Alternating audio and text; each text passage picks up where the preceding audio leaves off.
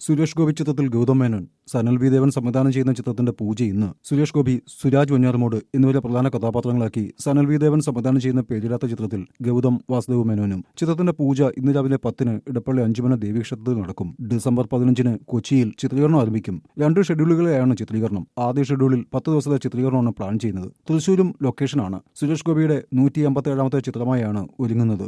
Maverick movies private limited, Sanjay Padiyoor എന്റർടൈൻമെന്റ്സുമായി സഹകരിച്ച് വിനീത് ജെയിൻ, സഞ്ജയ് പടിയൂർ എന്നിവർ ചേർന്നാണ് നിർമ്മാണം. കഥ ജിത്തു കെ ജയൻ, മനു സി കുമാർ തിരക്കഥയും സംഭാഷണവും എഴുതുന്നു. അജയ് ഡേവിഡ് കാച്ചപ്പള്ളിയാണ് ഛായാഗ്രഹണം. സംഗീതം Rahul Raj. Editor Mansoor Muthootty. Co producer Manoj Sreekanth. Production controller Paulose Kurumattom. Production executive Abhilash Paingode. Production controller Sanjay Padiyoor. ആദ്യമായി നിർമ്മിക്കുന്ന ചിത്രം കൂടിയാണ്. PRO AS Dinesh.